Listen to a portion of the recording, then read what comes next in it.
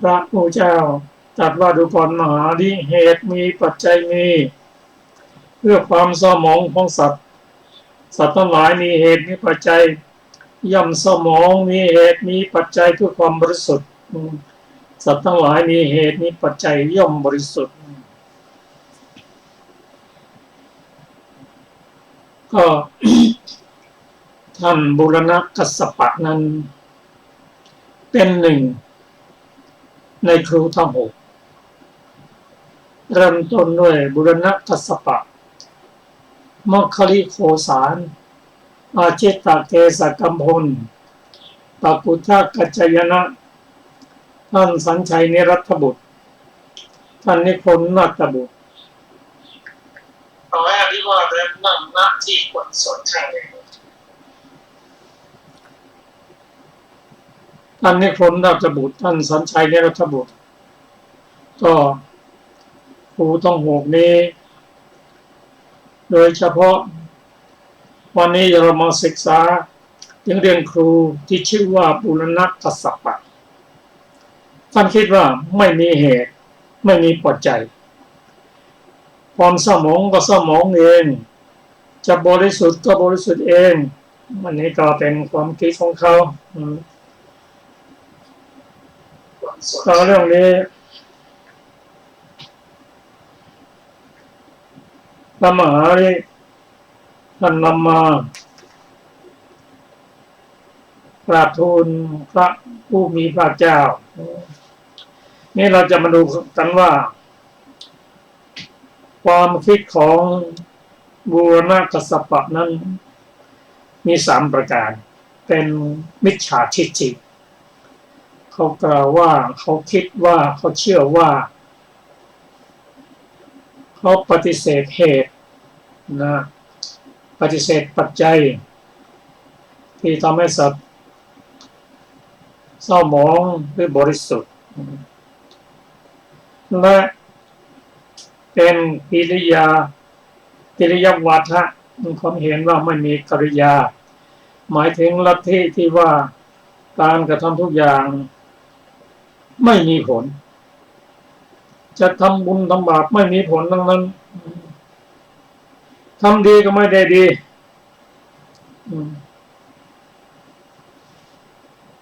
นอกจากนั้นก็จะมีความเห็นเรียกว่า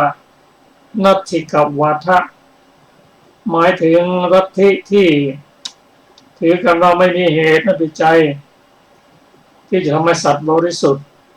หรือสมองที่เราศึกษากันวันนี้ความคิดของท่านครูบูรณกัสสปะในสมัยนั้นพระพุทธศาสนากำลังยังลงสู่เมืองราชคฤห์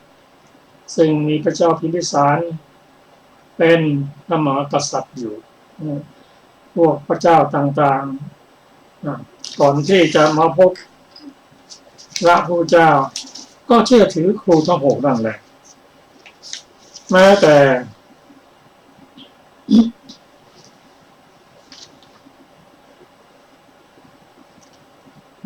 โก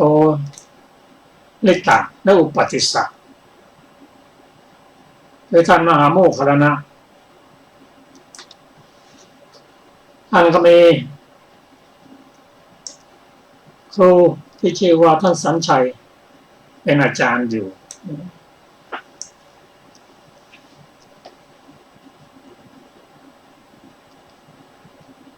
พระพุทธเจ้า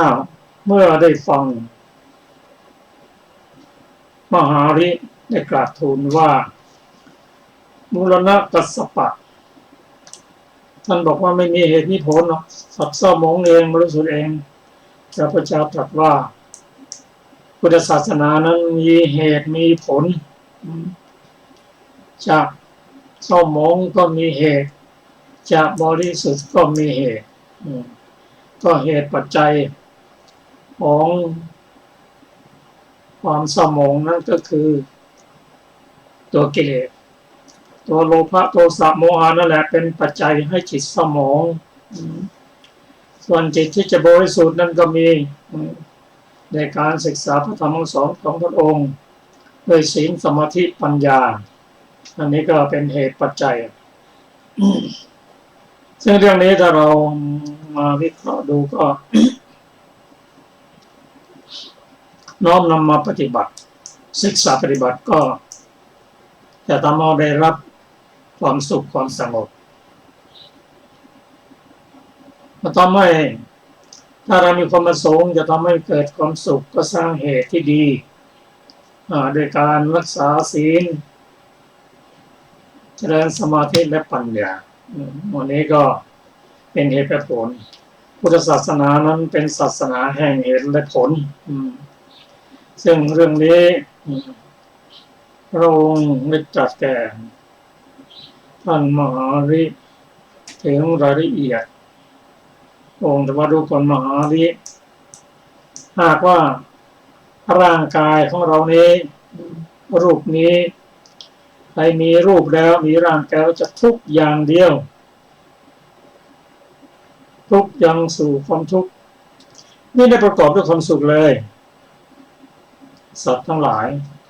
คนทั้งหลายก็คงไม่กำหนัดในรูปไม่ยินดีในรูปเพราะว่ารูปมีรูปแล้วก็เป็นสุขอยู่ตลอดเวลาแต่สุขนั้นมีทุกข์ประกอบอยู่ด้วยสุขนั้นไม่ยั่งยืนก็ได้เหตุที่รูปนั้นไม่ยั่งยืนมีความแปรเปลี่ยนเป็นธรรมดาเดี๋ยวเกิดเดี๋ยวแก่อาพาธและสิ้นชีวิตในที่สุดอย่างนี้ก็เป็นโทษของรูปสัตว์ทั้งหลายก็จึงรู้สึกเบื่อ ในรูปก็เป็นอย่างนี้แหละท่านผู้ฟังที่เคารพครับรูปที่กำลังเจริญเต็มที่กำลังเจริญขึ้นมาหรือว่าอะไรก็น่าดูน่าชมเป็นหมดคนก็ยินดีคนก็ชอบใจอยากจะให้ได้รูปอยู่นี่นานๆแต่รูปก็ไม่เที่ยงแปรไปเปลี่ยนไปเกิดความทุกข์ขึ้นมาเมื่อรูปแปรไปเปลี่ยนไปเช่นแก่ขึ้นมาแก่ลงอาพาธเป็นไข้หนักสภาพของร่างกายก็ไม่สามารถที่จะทำหน้าที่ได้อย่างมีประสิทธิภาพเหมือนตอนที่ยังเจริญก็เกิดความทุกข์หาทางจะออกก็สัตว์ทั้งหลายจึงหาทางที่จะออกจากทุกข์อันนี้ก็เป็นเหตุที่จะทำให้ได้รับความสุขคือศีลสมาธิปัญญา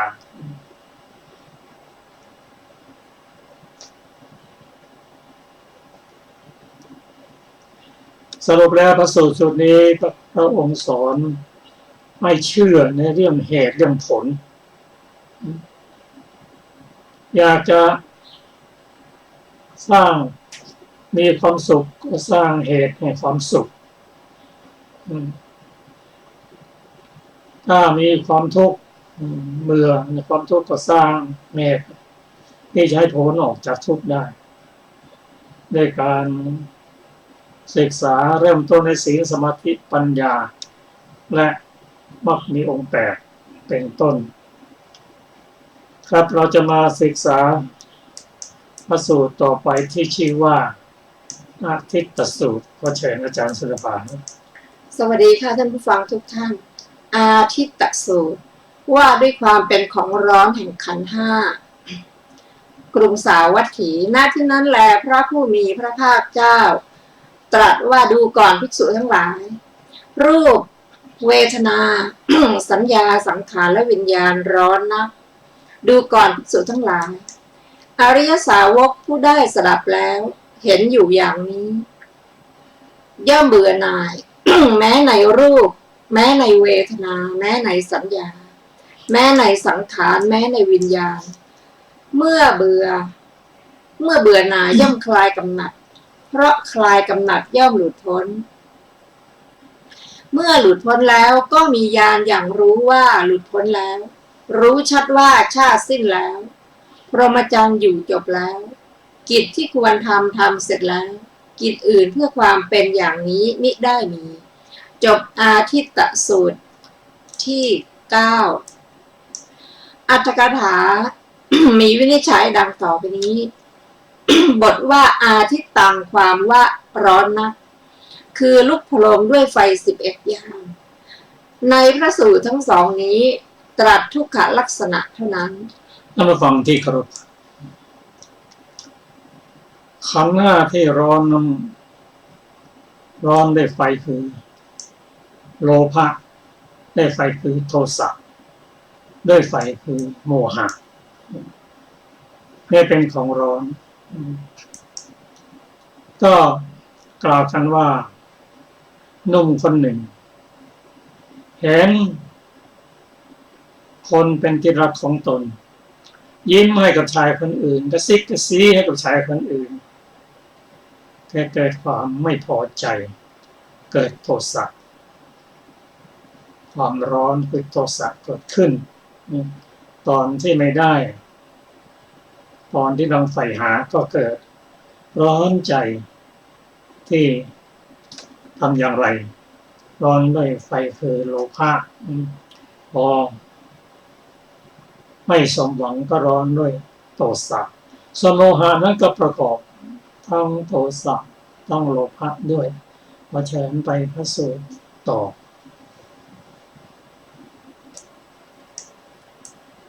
พระสูตรต่อไปที่จะได้ศึกษากันคือนิรุตติปัฏฐสูตรว่าด้วยวิถีทางแห่งนิรุต3 ประการกรุงสาวัตถีณที่นั้นแลพระผู้มีพระภาคเจ้าได้ตรัสว่าก่อนภิกษุทั้งหลายดูก่อนภิกษุทั้งหลายวิถีทาง3 ประการคือหลักภาษาชื่อและบัญญัตินี้ไม่ถูกทอดทิ้งและยังไม่เคยถูกทอดทิ้งย่อมไม่ถูกทอดทิ้งจักไม่ถูกทอดทิ้งอันสมณพราหมณ์ผู้วินยูชนไม่คัดค้านแล้ว3 ประการเป็นไฉนดูก่อนภิกษุทั้งหลายการนับรูปที่ผ่านพ้นไปแล้วดับแล้วแปรปรวนไปแล้วว่าได้มีแล้วการให้ชื่อรูปนั้นว่าได้มีแล้วการบัญญัติรูปนั้นว่าได้มีแล้วรูปนั้นไม่นับว่ามีอยู่ไม่นับว่าจักมีการนับเวทนาที่ผ่านพ้นไปแล้วดับแล้วแปรปรวนไปแล้วว่าได้มีแล้วการให้ชื่อเวทนานั้นว่าได้มีแล้วการบัญญัติเวทนานั้นว่าได้มีแล้วเวทนานั้นไม่นับว่ามีอยู่ไม่นับว่าจักมีการนับสัญญาที่ผ่านพ้นไปแล้วดับแล้วแปรปรวนไปแล้วว่าได้มีแล้วการให้ชื่อสัญญานั้นว่าได้มีแล้วการบัญญัติสัญญานั้นว่าได้มีแล้วสัญญานั้นไม่นับว่ามีอยู่ไม่นับว่าจักมีการนับสังขารที่ผ่านพ้นไปแล้วดับแล้วแปรปรวนไปแล้วว่าได้มีแล้วการให้ชื่อสังขารนั้นว่าได้มีแล้วการบัญญัติสังขารนั้นว่าได้มีแล้วสังขารเหล่านั้นไม่นับว่ามีอยู่ไม่นับว่าจักมีการนับวิญญาณที่ผ่านพ้นไปแล้วดับแล้วแปรปรวนไปแล้วว่าได้มีแล้วการให้ชื่อวิญญาณนั้นว่าได้มีแล้วการบัญญัติวิญญาณนั้นว่าได้มีแล้ววิญญาณนั้นไม่นับว่ามีอยู่ไม่นับว่าจักมีการนับรูปที่ยังไม่เกิดยังไม่ปรากฏว่าจักมีการให้ชื่อรูปเช่นนี้ว่าจักมีและการบัญญัติรูปเช่นนั้นว่าจักมีรูปนั้นไม่นับว่ามีอยู่ไม่นับว่ามีแล้วการนับเวทนาที่ยังไม่เกิดยังไม่ปรากฏว่าจักมี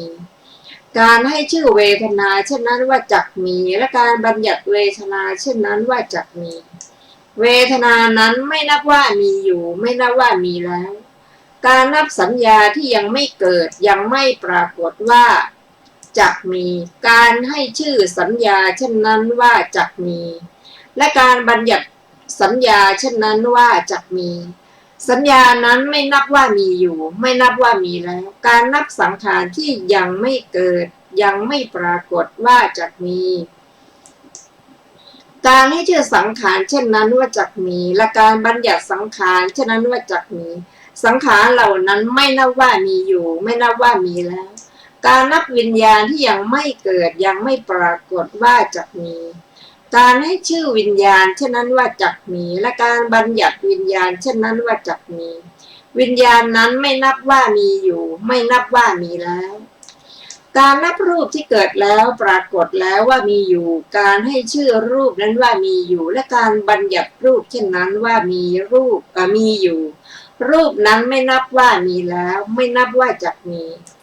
การนับเวทนาที่เกิดแล้วปรากฏแล้วว่ามีอยู่การให้ชื่อเวทนาเช่นนั้นว่ามีอยู่และการบัญญัติเวทนาเช่นนั้นว่ามีอยู่เวทนานั้นไม่นับว่ามีแล้วไม่นับว่าจักมีการนับสัญญาที่เกิดแล้วปรากฏแล้วว่ามีอยู่การให้ชื่อสัญญาเช่นนั้นว่ามีอยู่และการบัญญัติสัญญาเช่นนั้นว่ามีอยู่สัญญานั้นไม่นับว่ามีแล้วไม่นับว่าจักมีการนับสังขารที่เกิดแล้วปรากฏแล้วว่ามีอยู่การให้ชื่อสังขารนั้นว่ามีอยู่และการบัญญัติสังขารเช่นนั้นว่ามีอยู่สังขารเหล่านั้นไม่นับว่ามีแล้วไม่นับว่าจักมีการนับสัญญาการนับวิญญาณที่เกิดแล้วปรากฏแล้วว่ามีอยู่การให้ชื่อวิญญาณเช่นนั้นว่ามีอยู่และการบัญญัติวิญญาณเช่นนั้นว่ามีอยู่วิญญาณนั้นไม่นับว่ามีแล้วไม่นับว่าจักมีดูก่อนภิกษุทั้งหลายวิถีทาง3ประการคือหลักภาษา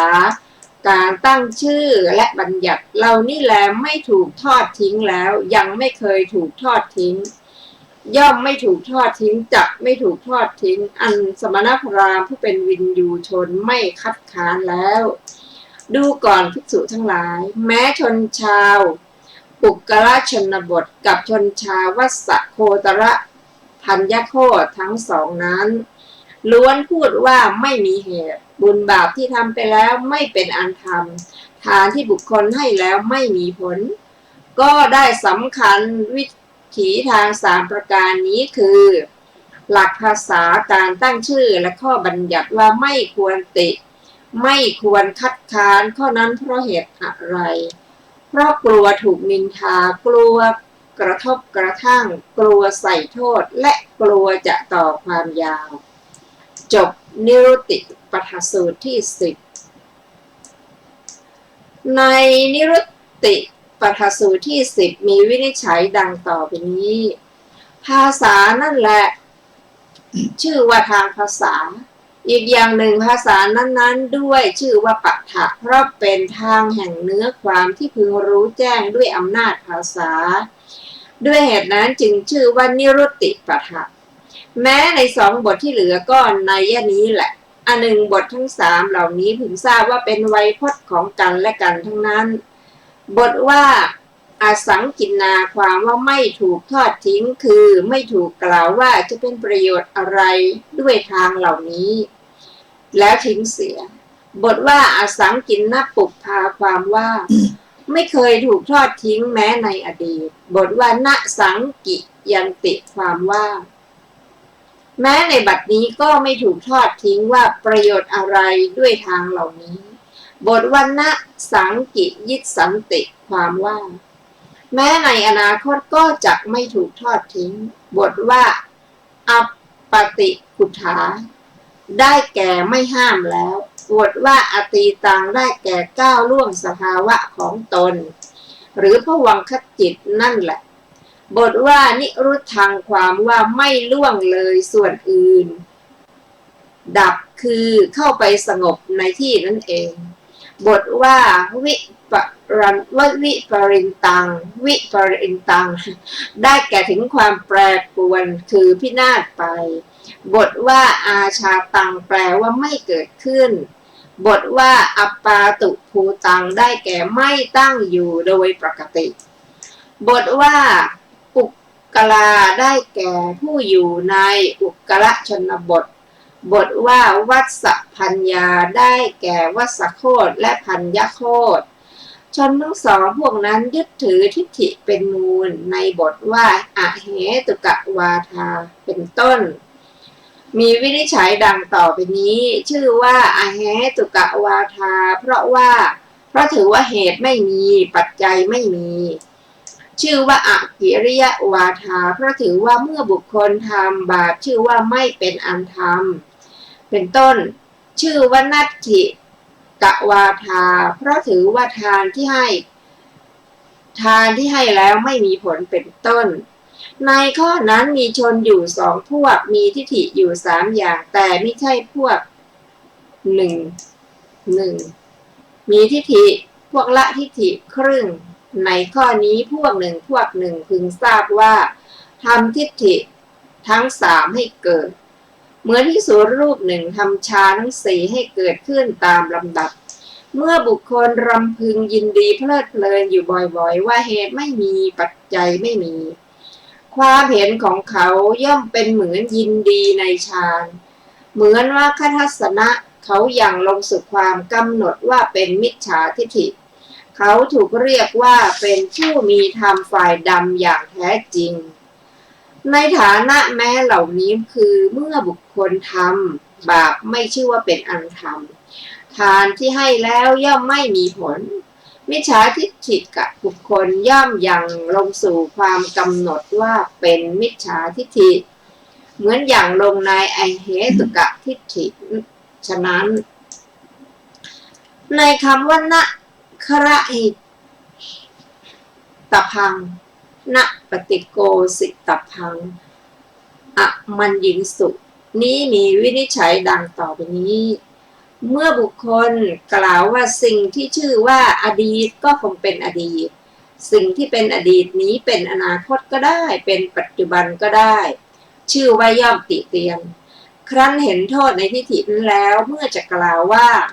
ประโยชน์อะไรด้วยสิ่งที่เราติเตียนนี้ชื่อว่าย่อมคัดค้านก็พวกยึดถือทิฏฐิผู้ถูกเรียกว่าเป็นผู้มีธรรมฝ่ายดำอย่างแท้จริงแม้เหล่านั้นสำคัญทางภาษาเหล่านี้ว่าไม่ควรติเตียนไม่ควรคัดค้านแต่กล่าวสิ่งที่เป็นอดีตว่าคงเป็นอดีตสิ่งที่เป็นอนาคตว่าคงเป็นอนาคตสิ่งที่เป็นปัจจุบันว่าคงเป็นปัจจุบันอยู่นั่นเองบทว่า นินทาพยาโรสอุปารัมภพยาความว่าเพราะกลัว แต่การนินทาเพราะกลัวแต่การเสียดสีเพราะกลัวแต่การใส่โทษและเพราะกลัวแต่การ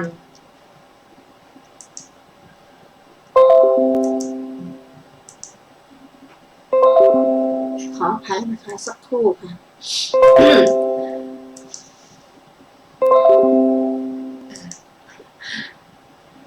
เพราะกลัวแต่การ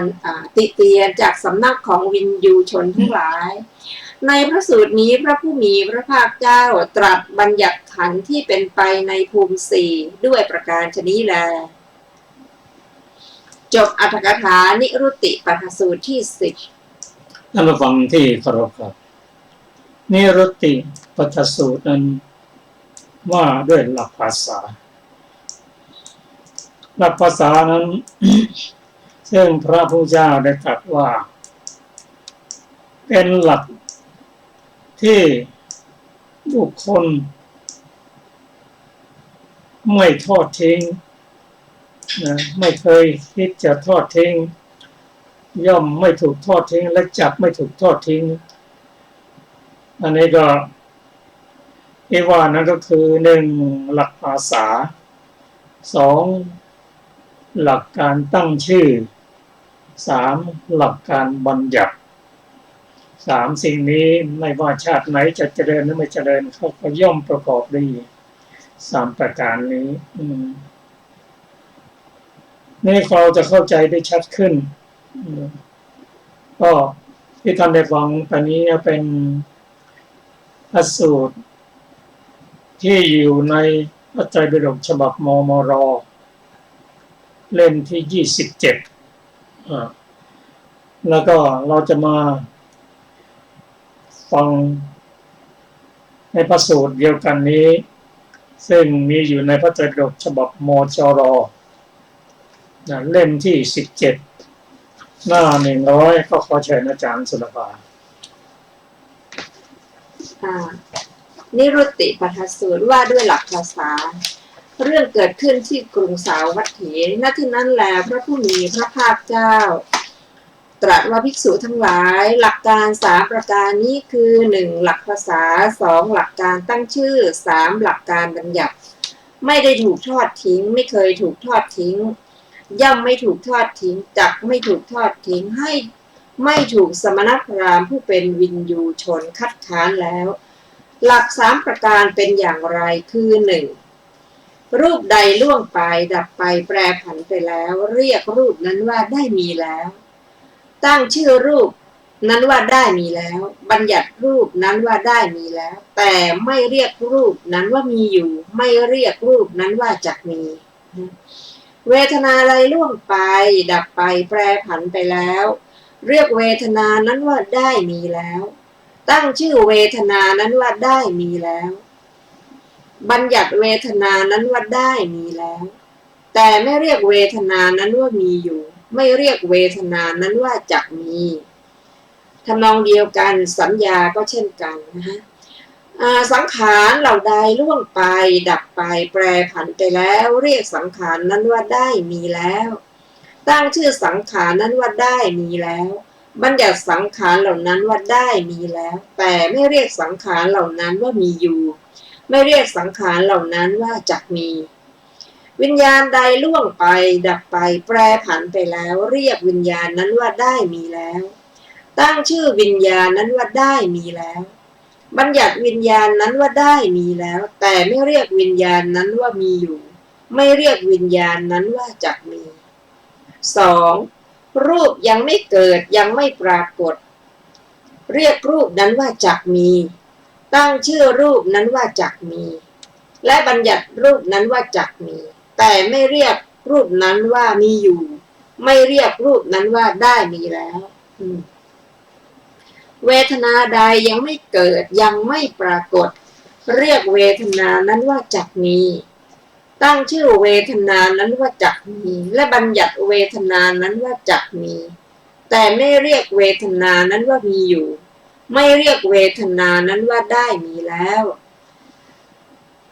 สัญญาใดก็เช่นกันนะสังขารเหล่าใดยังไม่เกิดยังไม่ปรากฏเรียกสังขารเหล่านั้นว่าจักมีตั้งชื่อสังขารเหล่านั้นว่าจักมีและบัญญัติสังขารเหล่านั้นว่าจักมีแต่ไม่เรียกสังขารเหล่านั้นว่ามีอยู่ไม่เรียกสังขารเหล่านั้นว่าได้มีแล้ววิญญาณใดยังไม่เกิดยังไม่ปรากฏเรียกวิญญาณนั้นว่าจักมีตั้งชื่อวิญญาณนั้นว่าจักมีและบัญญัติวิญญาณนั้นว่าจักมีแต่ไม่เรียกวิญญาณนั้นว่ามีอยู่ไม่เรียกวิญญาณนั้นว่ามีแล้ว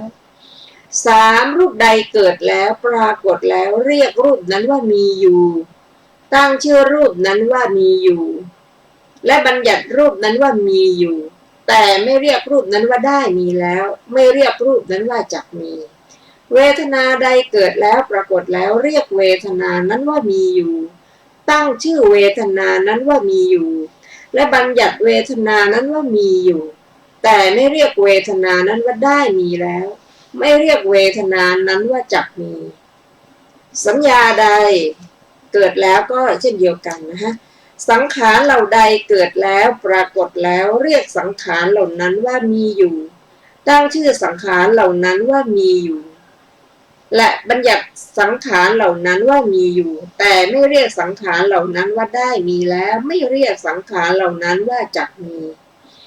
วิญญาณใดเกิดแล้วปรากฏแล้วเรียกวิญญาณนั้นว่ามีอยู่ตั้งชื่อวิญญาณนั้นว่ามีอยู่และบัญญัติวิญญาณนั้นว่ามีอยู่แต่ไม่เรียกวิญญาณนั้นว่าได้มีแล้วไม่เรียกวิญญาณนั้นว่าจักมีภิกษุทั้งหลายหลักการ3ประการคือ 1. หลักภาษา 2. หลักการตั้งชื่อ 3. หลักการบัญญัติไม่ได้ถูกทอดทิ้งไม่เคยถูกทอดทิ้งย่อมไม่ถูกทอดทิ้งจักไม่ถูกทอดทิ้งไม่ถูกสมณพราหมณ์ผู้เป็นวินยูชนคัดค้านแล้วภิกษุทั้งหลายแม้ชนชาวอุกรชนบทกับชนชาววัสสัพพัญญชนบททั้ง2พวกนั้น เป็นผู้มีอเหตุกะวาทะนะอเหตุกะวาทะนี่หมายถึงลัทธิที่ปฏิเสธเหตุปัจจัยที่ทำให้สัตว์บริสุทธิ์หรือเศร้าหมองนะคะสองพวกนะคะตะกี้เป็นอเหตุกะวาทะและเป็นผู้มีอกิริยวาทะซึ่งหมายถึงลัทธิที่ถือว่าการกระทำทุกอย่างไม่มีผลทำดีก็ไม่ได้ดีทำชั่วก็ไม่ได้ชั่วเป็นความเห็นที่ปฏิเสธกฎแห่งกรรมนะที่สามเป็นผู้มีนัตถิกัตวาทะซึ่งหมายถึงลัทธิที่ถือว่าไม่มีเหตุปัจจัยที่ทำให้สัตว์บริสุทธิ์หรือเศร้าหมองนะก็ได้สำคัญว่าหลักการ3ประการคือ1หลักภาษา2หลักการตั้งชื่อ3หลักการบัญญัติไม่ควรติเตียนไม่ควรคัดค้านเพราะนั้นเพราะเหตุไรเพราะกลัวถูกนินทาใส่โทษและถูกคัดค้านมาจบนิรุตติปหสูตรที่10ค่ะให้ท่านผู้ฟังที่เคารพครับนิรุตตินี้เป็นส่วนหนึ่งของปฏิสัมภิทาสี่อันประกอบด้วยอัฏฐปฏิสัมภิทาธรรมปฏิสัมภิทานิรุตติสัมภาสและปฏิภาณปฏิสัมภิทาก็เป็นความแตกฉานทั้งสี่วันนี้เรามาศึกษากันถึงเรื่องนิรุตติคือหลักของภาษาครับก็เป็นคำที่สุขุมลุ่มลึกเราก็ต้องศึกษากันต่อไปครับพระสูตรต่อไปนี้ก็ขอเชิญอาจารย์สุรพานนำอุปาทิยสูตรมาศึกษากันต่อ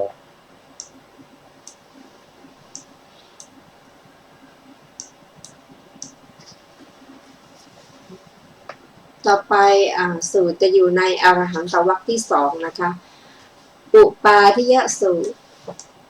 ว่าด้วยการถูกมารผูกมัดเพราะถือมั่นข้าพเจ้าได้สดับมาแล้วอย่างนี้สมัยหนึ่งพระผู้มีพระภาคเจ้าประทับอยู่หน้าพระเชตวันพระวิหารเชตวันอารามของท่านอนาถบิณฑิกเศรษฐีกรุงสาวัตถีครั้งนั้นแลภิกษุรูปหนึ่งเข้าไปเฝ้าพระผู้มีพระภาคเจ้าถึงที่ประทับถวายอภิวาทและนั่งณควรส่วนข้างหนึ่งครั้นแล้วได้กราบทูลว่าข้าแต่พระองค์ผู้เจริญขอพระผู้มีพระภาคเจ้าโปรดประทานพระวโรกาสแสดงพระธรรมเทศนาโดยสังเขปแก่ข้าพระองค์ที่ข้าพระองค์ได้สดับแล้วเป็นผู้เดียวหลีกออกจากหมู่ไม่ประมาทมีความเพียรมีใจมั่นคงอยู่เถิดพระผู้มีพระภาคเจ้าตรัสว่าดูก่อนภิกษุเมื่อบุคคลยังถูกตัณหามานะทิฏฐิยึดไว้ก็ต้องถูกมารมัดไว้เมื่อไม่ถูกยึดจึงหลุดพ้นจากมารภิกษุข้าแต่พระองค์ข้าแต่พระผู้มีพระภาคเจ้าข้าพระองค์ทราบแล้วข้าแต่พระสุคตข้าพระองค์ทราบแล้วพระพุทธเจ้าดูก่อนภิกษุก็เธอรู้ซึ้งถึงอรรถะแห่งคำที่กล่าวแล้วอย่างย่อโดยพิสดารได้อย่างไรเล่าภิกษุตอบว่าข้าแต่พระองค์ผู้เจริญเมื่อบุคคลยังยึดรูปเวทนาสัญญาสังขารและวิญญาณมั่นอยู่ก็ต้องถูกมารมัดไว้เมื่อไม่ยึดมั่นจึงหลุดพ้นจากมารข้าแต่พระองค์ผู้เจริญข้าพระองค์รู้ซึ้งถึงอรรถแห่งพระดำรัสที่พระผู้มีพระภาคเจ้าตรัสแล้วอย่างย่อโดยพิสดารอย่างนี้แลพระพุทธเจ้าดีแล้วภิกษุเธอรู้ซึ้งถึงอรรถะแห่งคำที่เรากล่าวแล้วอย่างย่อโดยพิสดารอย่างดีแล้วดูก่อนภิกษุบุคคลยังยึดรูปเวทนาสัญญาสังขารและวิญญาณมั่นอยู่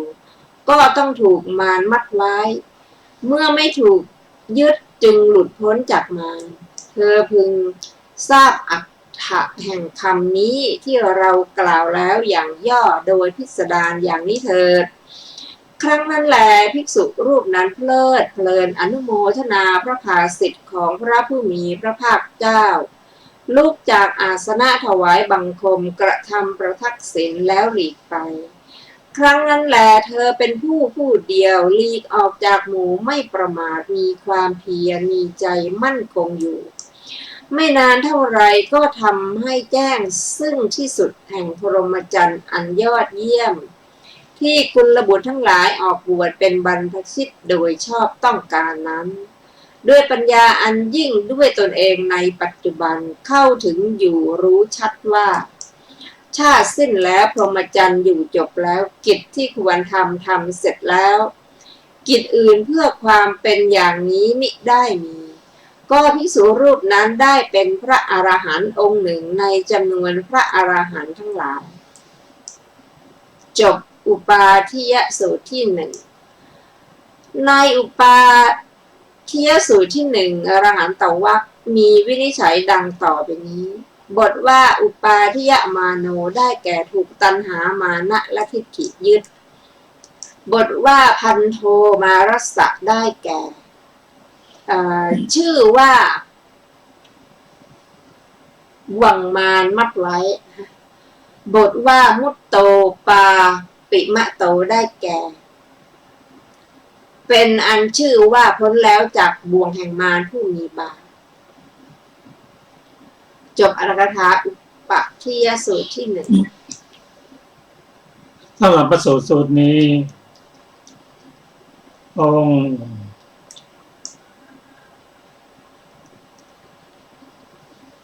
ตรัสว่าบุคคลถูกมารมัดไว้เพราะถือมั่นนั่นคือตัวกิเลสในกลุ่มของโลติกะคือโลภะคือตัณหาทิฏฐิคือความเห็นผิดมานะคือการไปเปรียบเทียบว่าเราดีกว่าเขาเขาดีกว่าเราเสมอเขาเป็นต้นก็เป็นกลุ่มกิเลสที่เรียกว่าทำให้เนิ่นช้าซึ่งเยซูได้ประกาศทูลพระผู้มีพระเจ้าองค์จัดว่าเมื่อบุคคลยังถูกตัณหามานะทิฏฐิยึดไว้ก็เหมือนถูกมารมัดไว้นั่นเองเมื่อใดไม่ถูกมัดเมื่อหลุดคือหลุดจากโลภะทิฏฐิและมานะแต่ที่ว่าหลุดพ้นจากมาร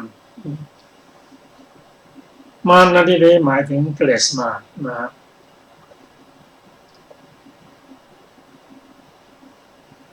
ที่สุดในสมัยนั้นพระองค์แสดงทำสั้นๆเท่านั้นเองเขาก็แปลมีความเข้าใจได้อย่างพิสดารซึ่งพระพุทธเจ้าได้ทดสอบดูว่าที่พระองค์ตรัสอย่างย่อนั้นภิกษุสามารถที่จะขยายได้อย่างพิสดารใหญ่อย่างไรก็ได้กราบทูลว่าบุคคลถ้ายังยึดรูปเวทนาสัญญาสังขารวิญญาณก็เหมือนถูกมารมัดไว้ยึดไว้ได้เลยพระองค์แสดงส่วนหนึ่งของปฏิจจสมุปบาทในที่นี้มากล่าวพระองค์ตรัสถึงตัณหานั่นคือผัสสะเป็นปัจจัยให้เกิดเวทนาเวทนาเป็นปัจจัยให้เกิดตัณหาตัณหาเป็นปัจจัยให้เกิดอุปทานคือการยึดมั่นถือมั่นนั่นเองนะครับภิกษุน้อมปฏิบัติแล้วก็ได้บรรลุเป็นพระอรหันต์องค์หนึ่งครับเรายังมีพระสูตรที่ต้องศึกษาต่อคือมัญญมนสูตรพระเถรอาจารย์ศิลปะมัญญมานสูตรว่าด้วยการถูกมารถูกมัดเพราะสำคัญในขันธ์ห้ากรุงสาวัตถีพระภิกษุรูปหนึ่งเข้าไปเฝ้าพระผู้มีพระภาคเจ้าถึงที่ประทับถวายอภิวาทแล้วนั่งณที่ควรส่วนข้างหนึ่งครั้นแล้วได้กราบทูลพระผู้มีพระภาคเจ้าว่าข้าแต่พระองค์ผู้เจริญ ขอพระผู้มีพระภาคเจ้าโปรดประทานพระวโรกาสโปรดแสดงพระธรรมเทศนาโดยสังเขปแก่ข้าพระองค์ที่ข้าพระองค์ได้สลับแล้วเป็นผู้เดียวหลีกออกจากหมู่ไม่ประมาทมีความเพียรมีใจมั่นคงอยู่เถิดพระผู้มีพระภาคเจ้าตรัสว่าดูก่อนภิกษุเมื่อบุคคลยังมัวสำคัญอยู่ก็ต้องถูกมารมัดไว้เมื่อไม่สำคัญจึงหลุดพ้นจากบ่วงมารภิกษุข้าแต่พระผู้มีพระภาคเจ้าข้าพระองค์ทราบแล้วข้าแต่พระสุคตข้าพระองค์ทราบแล้วพระพุทธเจ้าดูก่อนภิกษุก็เธอรู้ซึ้งถึงอัตแห่งคำที่เรากล่าวแล้วอย่างย่อโดยพิสดารได้อย่างไรภิกษุข้าแต่พระองค์ผู้เจริญเมื่อบุคคลสำคัญรูปเวทนาสัญญาสังขารและวิญญาณอยู่ก็ต้องถูกมารมัดไว้เมื่อไม่สำคัญจึงหลุดพ้นจากบ่วงมารข้าแต่พระองค์ผู้เจริญข้าพระองค์รู้ซึ้งถึงอัตถะแห่งพระดำรัสที่พระผู้มีพระภาคเจ้าตรัสแล้วอย่างย่อโดยพิสดารอย่างนี้พระพุทธเจ้าดีแล้วภิกษุเธอรู้ซึ้งถึงอัตถะแห่งคำที่เรากล่าวแล้วอย่างย่อโดยพิสดารอย่างดีแล้วดูก่อนภิกษุเมื่อบุคคลสำคัญรูปเวทนาสัญญาสังขารและวิญญาณอยู่ก็ต้องถูกมารมัดไว้เมื่อไม่สำคัญจึงหลุดพ้นจากบ่วงมารเธอพึงทราบอัตถ์แห่งคำนี้ ที่เรากล่าวแล้วอย่างย่อโดยพิสดารอย่างนี้เถิด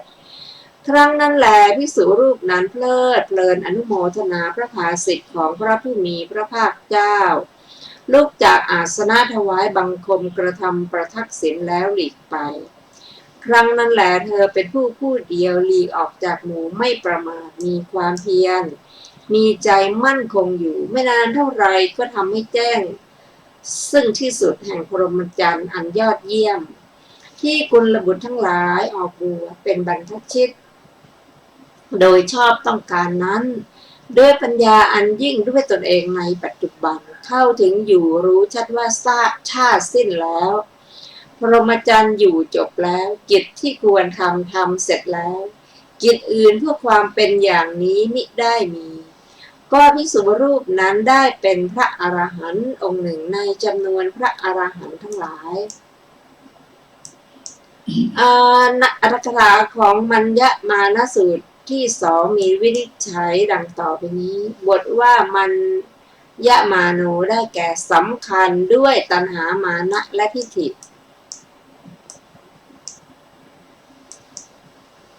ท่านผู้ฟังที่เคารพครับมัญญมนสูตรที่สองนั้นซึ่งพระองค์วินิจฉัยว่าก็ได้แก่ความสำคัญด้วยตัณหามานะและทิฏฐิ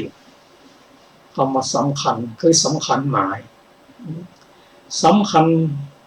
หมายในขันธ์ห้าก็ยินดียิ่งในขันธ์ห้าถ้ายินดียิ่งในขันธ์ห้า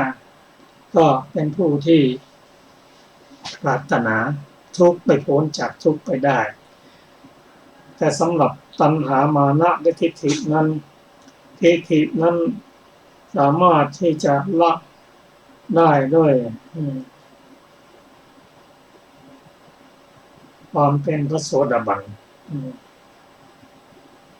ทิฏฐิตัณหาและมานะนั้นก็สังโยชน์ห้าคือพระอรหันตบุคคลสังโยชน์เรื่องสูงห้านั่นได้แก่รูปปราคะอรูปปราคะมานะอุทธัจจะและวิชชาข่าวก่อนดังที่ได้เรียนพระองค์ได้เรียนว่าพระองค์แสดงธรรมนั้นเน้นหนักไปในเรื่องของการพ้นทุกข์สำหรับหัวข้อธรรมนั้นก็เป็นธรรมที่ผู้ที่มีศีลสมาธิปัญญาเป็นอธิศีลอธิจิตปัญญา ท่านฟังทำสั้นๆแล้วก็ขยายออกไปเป็นอย่างพิสดารน้อมไปปฏิบัติจนเกิดมรรคเกิดผลครับยังมีอีกสูตรหนึ่งที่เราจะได้ศึกษากันต่อค่ะ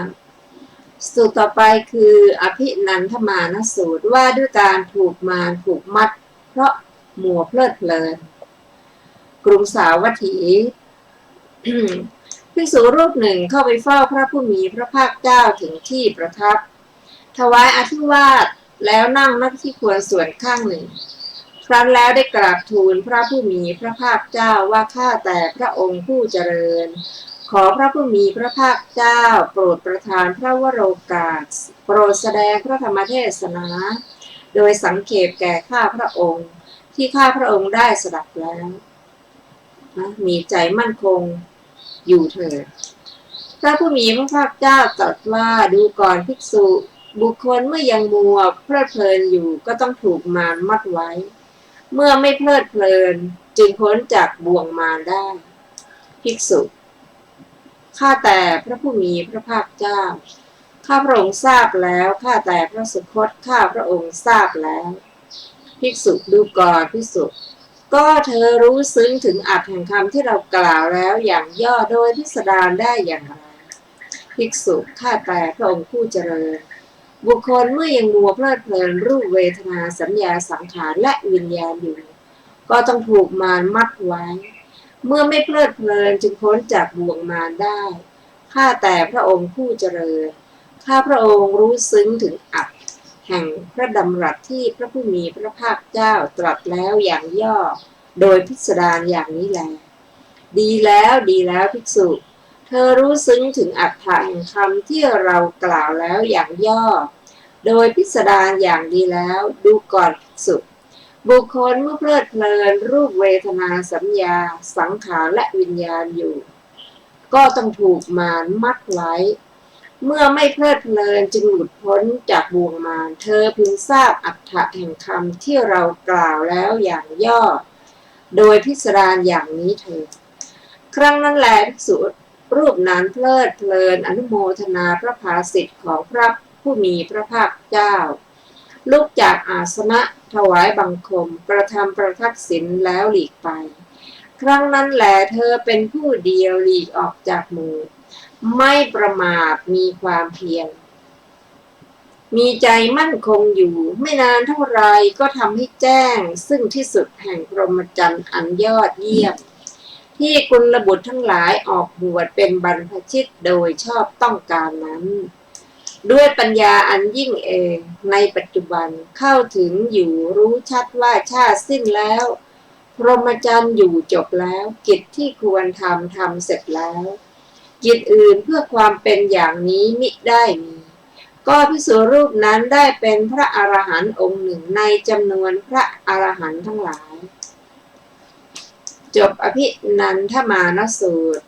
ซึ่งมีอัตถกถาวินิจฉัยดังต่อไปนี้บทว่าอภินันทมาโนได้แก่เพลิดเพลินด้วยตัณหามานะและทิฏฐินั่นแหละท่านฟังที่เคารพครับพระสูตรนี้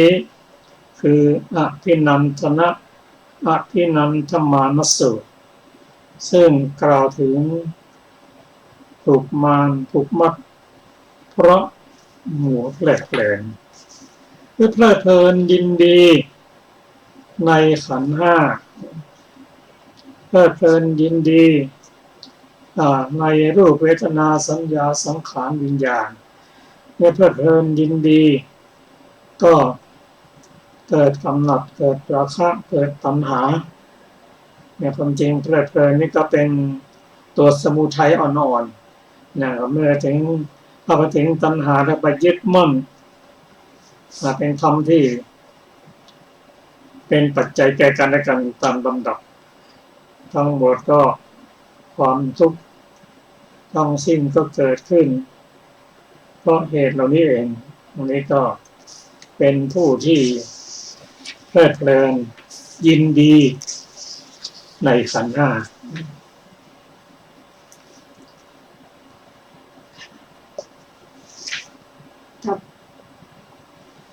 ต่อไปเป็นอนิจจสูตรนะคะ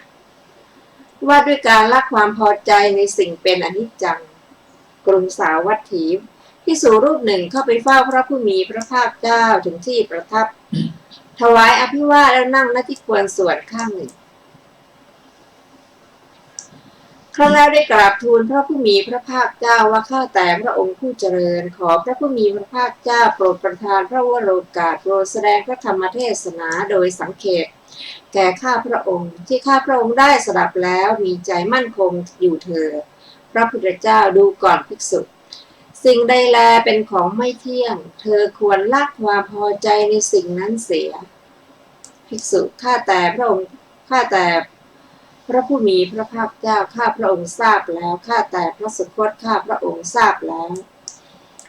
พระพุทธเจ้าดูก่อนภิกษุก็เธอรู้ซึ้งถึงอรรถะแห่งคำที่เรากล่าวแล้วอย่างย่อโดยพิสดารได้อย่างไรภิกษุข้าแต่พระองค์ผู้เจริญรูปเวทนาสัญญาสังขารและวิญญาณเป็นของไม่เที่ยงข้าพระองค์ควรละความพอใจในสิ่งนั้นๆเสีย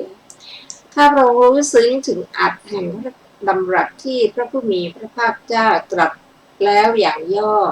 โดยพิสดารอย่างนี้แลพระพุทธเจ้าดีแล้วภิกษุเธอรู้ซึ้งถึงอรรถะแห่งคำที่เรากล่าวแล้วอย่างย่อโดยพิสดารอย่างดีแล้วดูก่อนภิกษุรูปเวทนาสัญญาสังขารและวิญญาณเป็นของไม่เที่ยงควรละความพอใจในสิ่งนั้นๆเสียเธอพึงทราบอรรถแห่งคำที่เรากล่าวแล้วอย่างย่อโดยพิสดารอย่างนี้เถิดก็ภิกษุรูปนั้นได้เป็นพระอรหันต์องค์หนึ่งในจำนวนพระอรหันต์ทั้งหลายจบอนิจจสูตรที่4ซึ่งมีอรรถกถาดังต่อไปนี้บทว่าฉันโทได้แก่ความพอใจด้วยอำนาจตัณหาจบอรรถกถาอนิจจสูตรที่4ท่านผู้ฟังทุกท่านค่ะสำหรับรายการศึกษาธรรมนำสุขวันนี้ก็หมดเวลาลงแล้วเราจะได้ศึกษาต่อกันใหม่ในวันพรุ่งนี้ในเวลาเดียวกันสำหรับวันนี้สวัสดีครับ